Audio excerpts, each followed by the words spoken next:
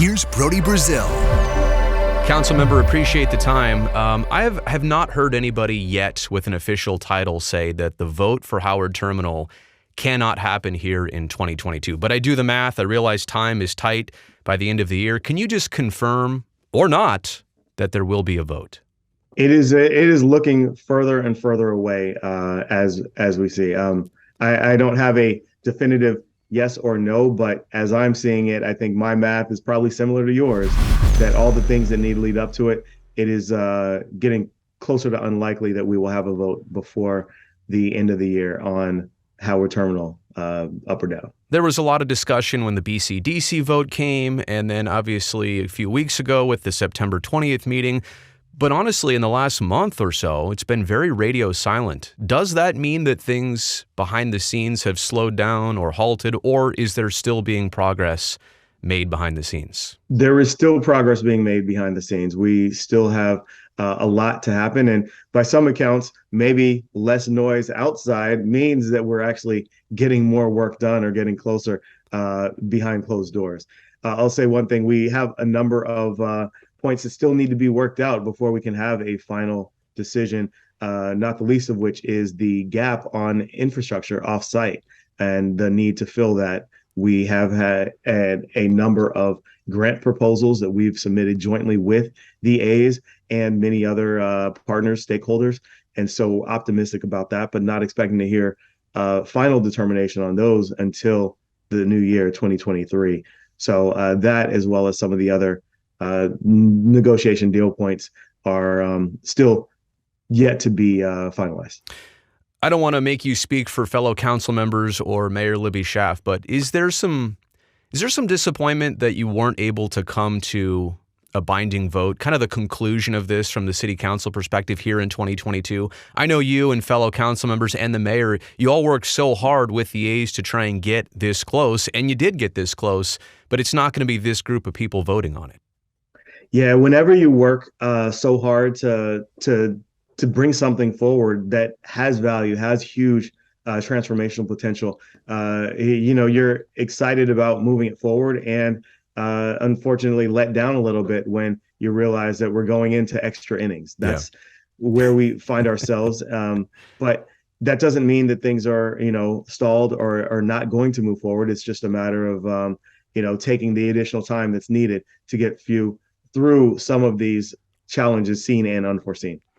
We're only a couple weeks away now from the November election, and by the time 2023 rolls around, there's going to be a new mayor in the city of Oakland. It could be yourself. You're one of the leading candidates, obviously a front runner in that regard. Would you expect to be a lot more involved in this process as mayor than you currently have been as city council member of Howard Terminal?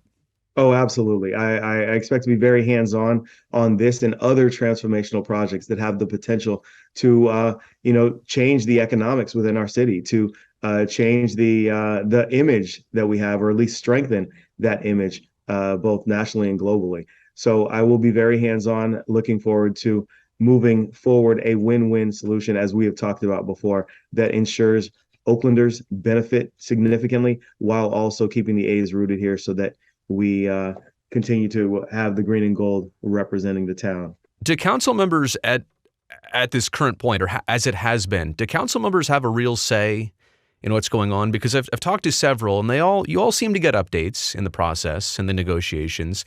Do you feel like when you give feedback, it actually kicks in, or are you mostly monitoring the situation of negotiations? I'll say a little of both. We, as council members, don't have the ability to direct staff, and that includes directing the negotiations at the table. But at the same time, they know that council members make the final decision. You'll be voting on it, right? Forward or not. Right. So it is in everyone's best interest to make sure that concerns that are raised by council members and issues that are lifted up are actually addressed and managed, because you don't want to end up at the point of vote where things could have been avoided or addressed, but they weren't. So there is that leverage that does exist. But again, we're not, as council members, at the table in those negotiations every day or every other day. And just to circle back, I mean, you need an agreement, which is what's being negotiated, before you can have a binding vote as a city and a city council. I go back to the environmental impact report of this entire project. There were some questions when it came out about how ironclad it would be, because if it wasn't, it would be easily poked at, there would be holes in it, and the project could fall apart. I think what you're saying there is negotiations here have to be so well done, so well built, that it can withstand criticism, it can withstand opinions, and ultimately it can get the vote because it has been negotiated so well. Is that basically it? That is absolutely correct. And that's one of the reasons why, if we go into extra innings, it makes sense, because we want to make sure that we have the tightest possible agreement, ensuring that the benefits that are necessary for the town, and ensuring that there aren't going to be holes that can be poked through, or that we end up with an albatross deal like the Raiders deal that we're still paying for today. So 2023 does not ruin the prospect of a ballpark at Howard Terminal, because I do feel like for most of the summer we were feeling that way, like, if this doesn't happen with the current council and the current mayor, there might be some issues. Your thought on 2023 for a potential vote is what? I am optimistic. I believe that we are still in a good place where we can deliver that win-win that we're seeking. Yes, one thing I've learned in politics, and this is not just politics, but elsewhere is also, nothing like a deadline to actually force folks to come and deliver on a final proposal, deal, et cetera. And so it looks like the deadline is slipping, but we will still have that deadline and call that question, which, as I said, I'm optimistic about. I mean, you talk about a deadline. If this one passes and nothing happens, does another one present itself, whether the A's kind of suggested or the city council says, look, we need to do this by a certain date? Do you think one side or the other might get to that point? As I said, I think deadlines are important to driving the progress. So I'm not quite sure how that will come. I haven't sort of articulated that, but I do think that in order to move things forward, we will have to have another deadline that we are working towards. And the council can easily put that out there, or it can come in some other way. What you're saying is, Brody, come on, that's usually how negotiations go. I get it. I get it. That sense of urgency is important. You've done a lot more than this than I have. Switching gears, and this is on a serious note. I mean, I'm not a citizen of Oakland, a big fan of the city and the town, obviously, but have to say, watching the news, it does seem like it's been a rough couple weeks and months dealing with life and death issues. And I'm a sports guy, but I realize what's most important, and that is life. Things like homelessness, things like crime, violence, and even some issues with the school system with Oakland Unified. Some people out there say right now that of all the things that Oakland and the city council and the mayor have to deal with, there is so much on the table that is life and death, that something like a ballpark can't even get the full attention that it needs or deserves to get completed, because maybe it doesn't carry the same weight in priority. Yourself as a prominent city council member, yourself as somebody who's running for mayor, do you think the city of Oakland can handle all of these things at once and be productive and take care of everything, including the ballpark? The bottom line is that we have to. We have to be able to chew gum and walk at the same time. And yes, we have been in a world of hurt the past month or so here in Oakland when it comes to the violence, the crime, the homelessness issues and challenges that are coming to a head. We've got to be able to prioritize our energy and our focus there. That's immediate. But also, we have to understand that there are things we can do now that set the foundation for long-term transformation, like a piece of property that's known as Howard Terminal, generating less than $100,000 in revenue today, that once a project is completed, will transform the economic realities by tens of millions of annual revenue dollars that are coming to the city.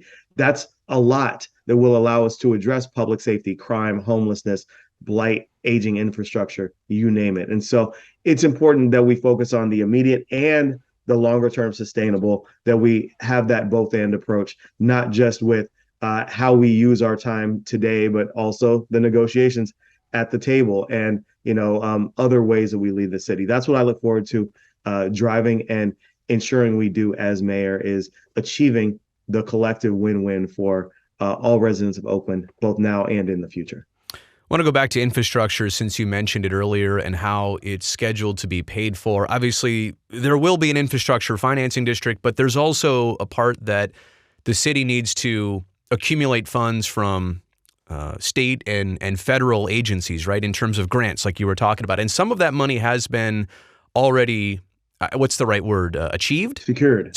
Okay, there you go. Right. See, that's why I asked. Some of it's been secured. Obviously, there's a hundreds of millions of dollars amount, which is ever changing, right, because of inflation and cost of construction. But there is a hundreds of millions of dollar total that the city right now is short on the infrastructure improvements.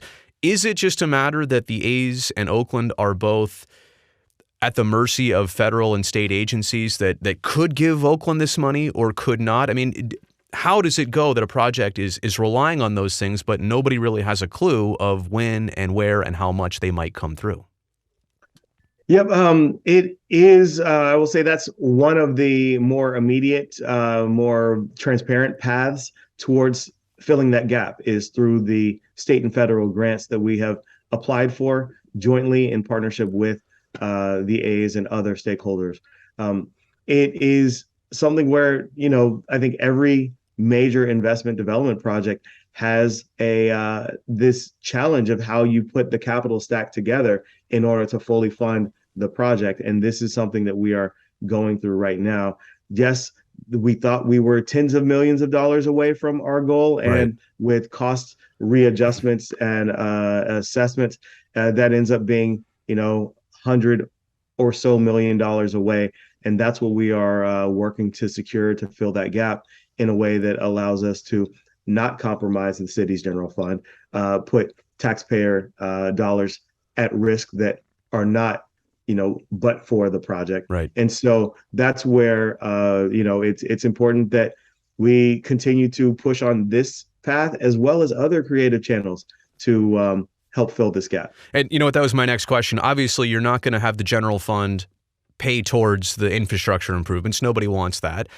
But if it can't come from federal and state agencies and grants, are there creative options? Are there other ways to secure another $200 million hypothetically? I know that sounds crazy and that's a large amount of money.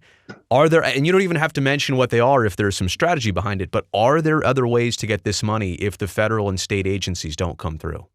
These are the discussions that we're having. And so there are some paths that we're pursuing, Okay. Not quite at the point to kind of go into Sure. detail, but Sure. we definitely have to look at additional ways that can complement what's happening here. And yeah, I look forward to digging in and really exploring those in a meaningful way. Correct me if I'm wrong, but in 2021, the A's original option or what they were trying to have happen was they wanted to have two IFDs and they wanted to take care of all the infrastructure from the top and not rely on federal or state grants.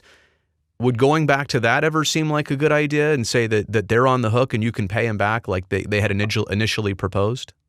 So that hasn't been a path that we've been pursuing. And I think it's important to acknowledge their second IFD, this offsite infrastructure financing district, was predicated on the growth of property tax value for an area much larger than Jack London Square, that incorporated West Oakland, Got it. parts of downtown, which we know are already on a growth path today. And so that would not be but for projects or but for revenues only created by Howard Terminal. But these are revenues that would grow and increase regardless of Howard Terminal moving forward or not. And so we need to separate really what additional increase in future tax revenues would really be due to the project versus all of the other investments and things that are happening in that urban core. Got it.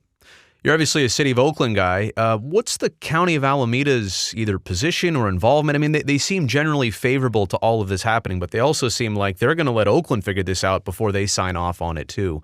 Yeah, can and they that's help in this? that is the stance that they've taken. They, very early on said we don't want any more sports deals. We don't want to be involved in the sports industry, and that's Right, where it was important to hammer into them. This is not a sports deal. This is right, a real estate development, right. economic development deal with 10% of it focused on sports. And not to minimize that, Brody, or for Yeah, any of the fans, but that's the lens that I think has allowed the county to at least engage in in an investment way, to be leaning towards being a part of the sort of the IFD and having their dollars go towards it right, on the on-site side. But at the same time, yeah, it is falling on the city to really drive, negotiate, right. and move this forward.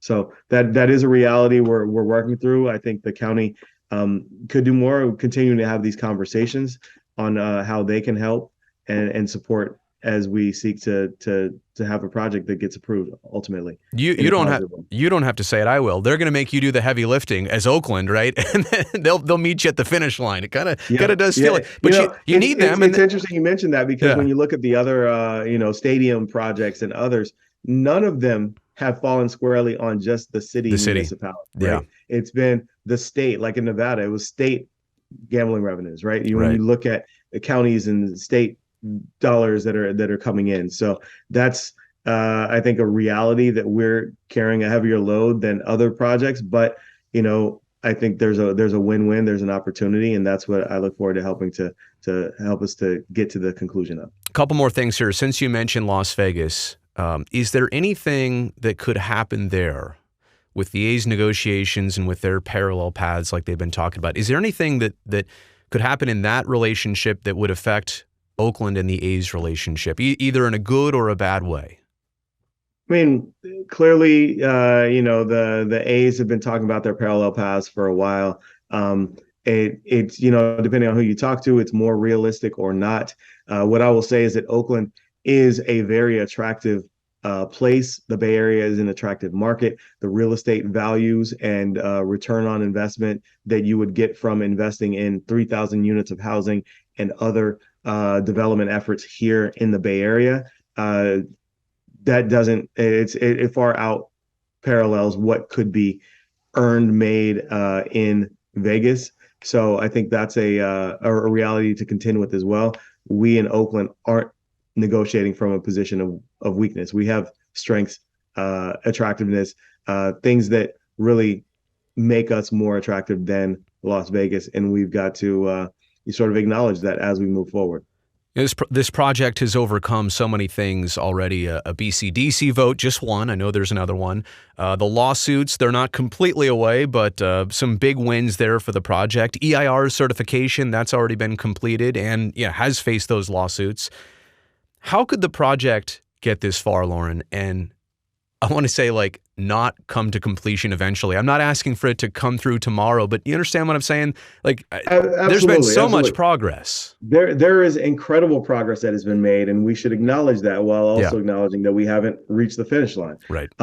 With all of the progress that's been made, we have created incredible value at this site for the development of what's been proposed, or even a portion of it. So I think it's also important to acknowledge that there are very likely other investors, others who would like to do real estate development on the West Coast, in the lucrative market here, that also see some value in the entitlement and other work that's already gone on. And so I think that's another thing for us to continue to keep in mind as we move forward with the A's, is that we've already created, I will say, the foundation of attractive real estate development opportunities that hopefully the A's take advantage of. Yeah. But if not, I anticipate that there will be others who would like to take advantage of it in their stead.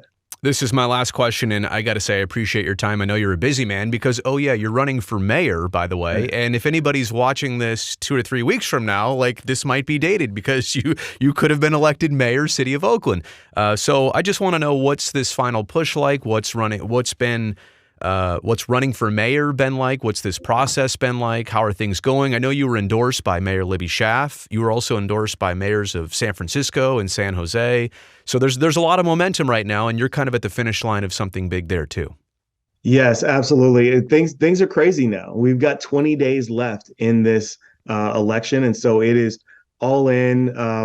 Not holding anything back because we don't want to end up November 9th, the day after the election, that feeling as though we didn't leave it all on the field. And so that's what we're doing is working hard, getting out the vote. Engaging with as many residents as possible so that they understand the vision and the potential of our city under my leadership. We've got an incredible city. We've got some challenges that we're facing, but with a plan, with someone who's been, solving tough, complex problems before coming into City Hall, and looking to do the same as Oakland's next mayor. That's what it's going to take to move us forward with, results over rhetoric and making progress on these difficult, challenging issues. Well, Loren, we appreciate the time. We obviously wish you the best of luck and success at the mayor's position and anything else you do. Obviously, Howard Terminal included in all of that. But thank you so much for giving us your valuable time. Absolutely. Thanks again. Take care, Brody.